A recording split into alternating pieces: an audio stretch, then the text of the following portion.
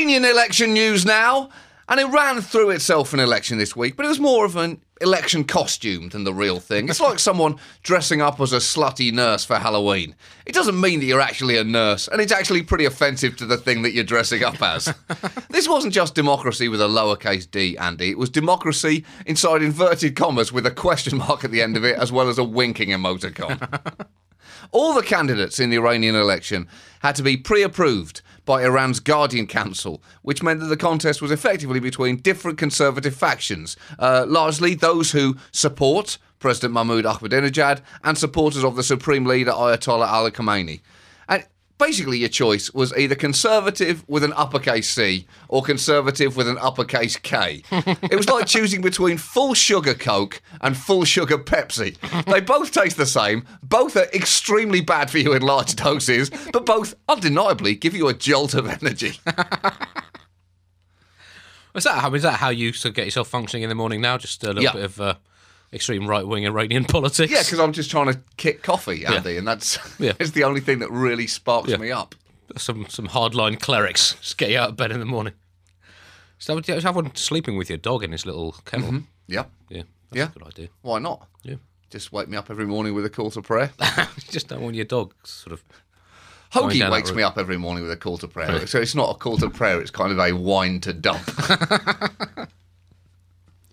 Also on the subject of Iran, Benjamin Netanyahu, the Israeli Prime Minister, has entertained the world with his comments on the Iranian nuclear program, in which he said, "Ladies and gentlemen, if it looks like a duck, if it walks like a duck, if it quacks like a duck, then what is it? What is it? That's right, it's a duck. Or it's Mick Jagger with a heavy cold and a minor dose of rheumatism, still cranking out satisfaction like he's a 25-year-old. Awesome display by Netanyahu, but he finished this sentence. He said, if it looks like a duck, walks like a duck, quacks like a duck, it's a duck. But this duck is a nuclear duck. And you cannot really put in any clearer terms the problems the world faces with Iran, John. It is a giant nuclear duck. Yeah. And I mean, the real concern is, do the Chinese have a big enough pancake and enough plum sauce to deal with that nuclear duck? I think the concern is that they're going to use that nuclear duck, Andy, and if it has the range, they're going to fly it over to Israel so it can just take a shit on Jerusalem. That's their worry. I guess that is a thing. I mean, what do you do with the duck? Even if Netanyahu is right, and this is not the first time an Israeli politician has used the duck analogy. In 2000, the Speaker of the Israeli Parliament, Avraham Berg, said, "Listen, let's not fool ourselves. If it walks like a duck, if it talks like a duck, if it sounds like a duck, it's a Palestinian state." No, it isn't. It's a duck. It's a duck. And if he then followed out and said, "Oh no, hang on, no, it is a duck." So, or maybe if the Palestinian state is a duck, maybe this was an olive branch. He was really saying this is just a duck. This is nothing to be worried about. Unless maybe did God hate ducks? I can't remember the Bible. Was that on the good list or the naughty list? Because Moses. Oh shit! No, that's Santa. Moses floated on the River Nile without being pecked at by a duck. So they can't have been all bad. Mm-hmm. That's true. And in the New Testament, according to the recently discovered papyrus containing the Gospel according to St. Lionel, Jesus did once kick off a parable by saying, "Sorry, I'm late, parablers. A duck crapped on my donkey." Nightmare to get it out. I'm telling you, absolute nightmare. Anyway, you didn't need to know that. So let's get on with business. So, hands up, who likes being nice to people? Well, have I got a treat for you today? Right, strap in. Once upon a time, there was a lovely little girl who was swept away in a tornado with her little pet doggy. God, he was great, wasn't he? Yeah, but he could spin a yarn. Benjamin Netanyahu emphatically, Andy, gets the Bugle Award for Quote of the Week because it really was an absolutely incredible piece of speech making. And in fact, that speech can be anything you want it to be in different forms. It can be like a beat poem, Andy. You see, Iran claims it's enriching uranium to develop medical research. Yeah, right. If it looks like a duck, walks like a duck, and quacks like a duck, then what is it? That's right, it's a duck. But this duck is a nuclear duck. and it's time the world started calling a duck a duck. A duck. Or, Andy, or it can be like an epic speech in a $300 million American movie. You see, Iran claims that it's enriching uranium to develop medical research. Yeah, right. If it looks like a duck, walks like a duck, and quacks like a duck, then what is it? That's right, it is a duck. But this duck is a nuclear duck, and it's time the world started calling a duck a duck.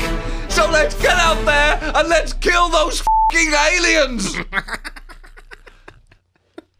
The point is, it was an amazing speech, Andy. It was an absolutely phenomenal speech.